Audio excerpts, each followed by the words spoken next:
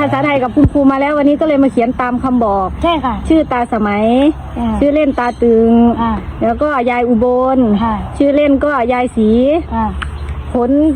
ที่ออกมาก็คือสบายดีพี่น้องสวัสดีค่ะพี่น้องจ๋ามาพบพ่อกับช่องสาวตุ๊กชาแนลอีกคือเก่าเด้อ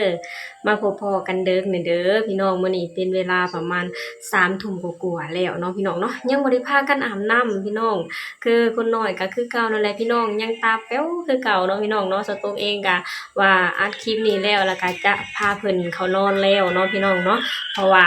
ช่วงนี้เพิ่นนอนเลิกเนาะพี่น้องเนาะมื้อนี้จะพยายามแบบว่าให้เพิ่นนอนประมาณ4 ทุ่มเนาะพี่น้องคือแต่ละมื้อนะ5 ทุ่มพี่น้องกลัวเพิ่นจะนอนเนาะพี่น้องพ่อแม่นี่โอ้ยรับแล้วรับอีกเพิ่นก็ยังลิ้นอยู่เนาะพี่น้องเนาะถ้าเบิ่งพี่น้องมื้อนี้จะเอาเพิ่นเข้านอนไวได้บ่เนาะพี่น้องเนาะ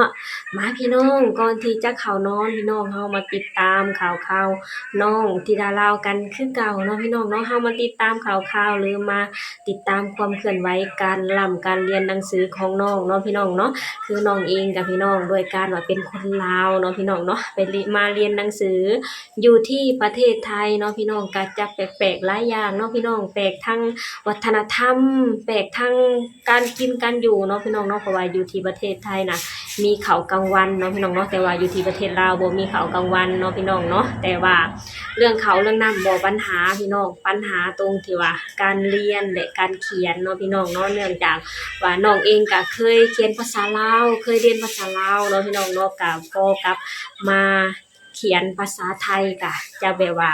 เป็นจังไดพี่น้องเฮาก็มาคอยเบิ่งมาคอยชมกันเนาะพี่น้องเนาะเพราะว่าน้องธิดาลาวเฮาก็พอมาอยู่บ้านทางแม่พึ่งก็คืออยากทดสอบลูกสาวเนาะพี่น้องว่าเป็นจังไดไปเรียน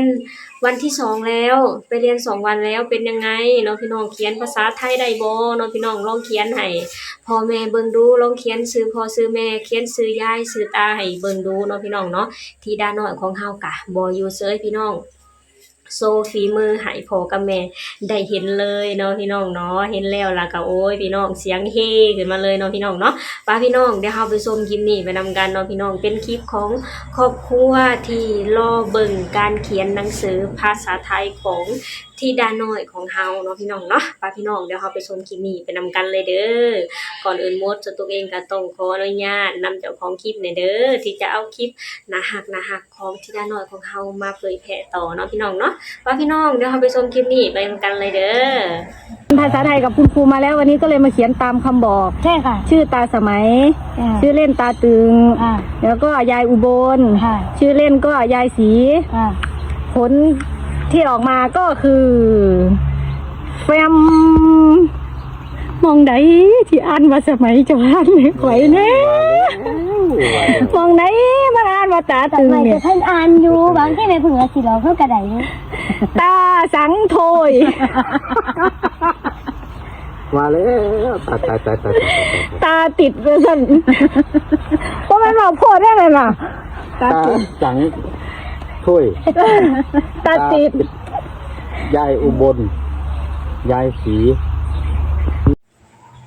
เป็นจังไดพี่น้องเห็นไปนำกันแล้วโอ้ยพี่น้องธิดาน้อยของเฮากะแบบว่าด้วยการว่าเคยเขียนภาษาลาวเคยเรียนภาษาลาวเนาะพี่น้องเนาะพอมาเขียนภาษาไทยก็อยากไปภาษาลาวนิดหน่อยเนาะพี่น้องเนาะเพราะว่าคือตัวหนังสือลาวกับตัวหนังสือไทยน่ะถึงจะแบบว่าคล้ายๆคือกันแต่ว่าการเขียนน่ะจะแตกต่างกันเด้พี่น้องตัวหนังสือภาษาไทยน่ะจะเป็นแบบว่าเป็นเหลี่ยมเนาะพี่น้องเนาะพี่น้องแม่นบ่เป็นเหลี่ยมเนาะพี่น้องยามเขียนน่ะคือแบบว่าคือหอหีบก็คือจะเขียนออกมาแล้วก็หักลงมาแบบนี้เนาะพี่น้องเนาะแต่ว่าภาษาลาวน่ะคือเป็นรูปมนเนาะพี่น้องเนาะเป็นรูปวงกลมนะพี่น้องคือถ้าก็เป็นหอหีบหรือหอหานก็คือจะเขียนไปแบบว่า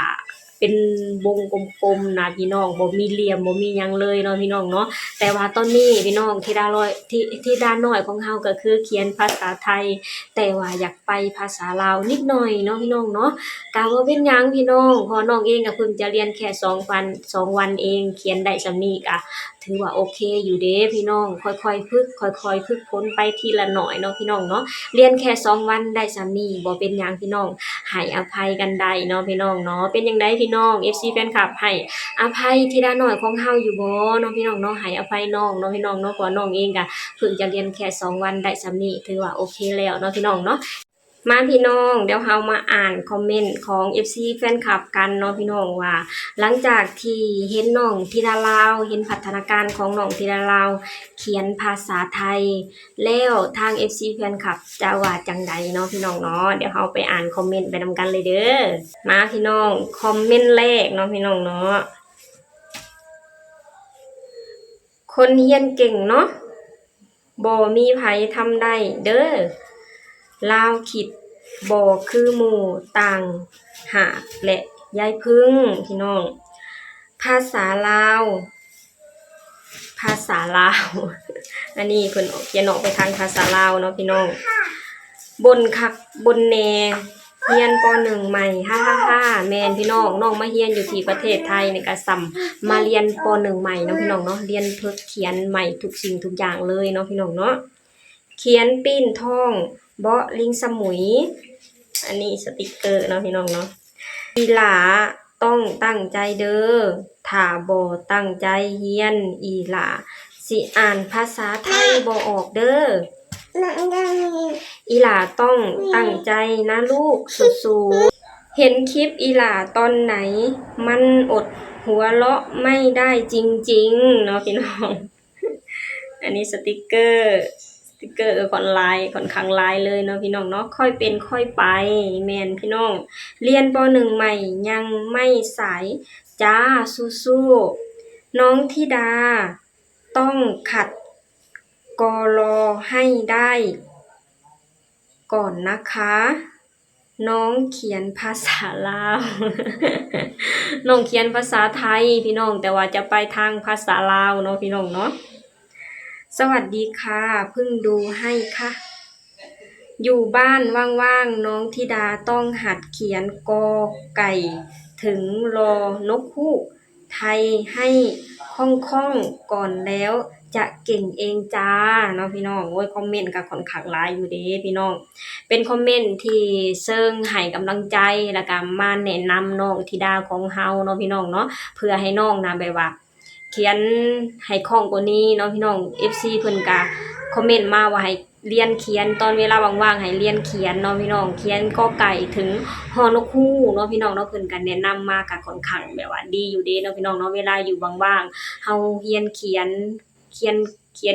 นไปเรื่อยๆนะพี่น้องเดี๋ยวจะเก่งเองเนาะพี่น้องเนาะนี่แหละพี่น้องพัฒนาการเนาะพี่น้องเนาะพัฒนาการของเด็กน้อยอายุ12ปีพี่น้องเพิ่งจะมาเริ่มเขียนภาษาไทยเนาะพี่น้องเนาะก็จะแบบว่าเป็นแบบว่างมไปแน่นิดหน่อยเนาะพี่น้องเนาะบ่เป็นหยังเนาะพี่น้องคือเพิ่นว่านั่นแหละพี่น้องว่า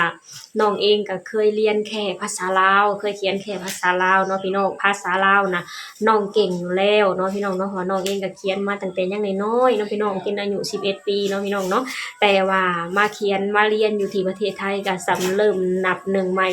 เรียนอนุบาลหรือเรียนป .1 ใหม่เนาะพี่น้องคือต้องเรียนใหม่ทุกๆอย่างเนาะพี่น้องเนาะทางการเขียนทางการอ่านเนาะพี่น้องเนาะก็จะยากนิดหน่อยเนาะพี่น้องก็บ่เป็นหยังพี่น้องธิดาลาวเฮาก็คอยเรียนคอยฝึกฝนกันไปเนาะพี่น้องเนาะตราบใดที่น้องตั้งใจบ่มีวันสายพี่น้องเนาะเฮาก็ตอนนี้เฮาก็คอยเบิ่งคอยติดตามแล้วก็คอยให้กำลังใจทีละน้อยของเฮาเนาะพี่น้องในการเรียนหนังสือเนาะพี่น้องเนาะเฮามาคอยเบิ่งมาคอยชมพัฒนาการของน้องกันไปเนาะพี่น้องเนาะโอเคพี่น้องสำหรับคลิปนี้สตุกเองก็จะขอจบลงเท่านี้ก่อนเด้อฝากให้พี่น้องช่วยกดไลค์กดแชร์กดติดตามในช่องสาวตุก Channel เนี่ยเด้อและที่สำคัญก็อยากให้พ่อแม่พี่น้องช่วยเบิ่งคลิปให้สาวตุกเนี่ยเด้อเพราะว่าสาวตุกเองก็ยังบ่ผ่านกด 4,000 ชั่วโมงเนาะพี่น้องเนาะสาวตุกขอให้พ่อแม่พี่น้องช่วยเบิ่งคลิปให้สาวตุกเนี่ยเด้อสำหรับคลิปนี้สาวตุกก็จะขอจบลงแค่นี้ก่อนสบายดีสวัสดีค่ะ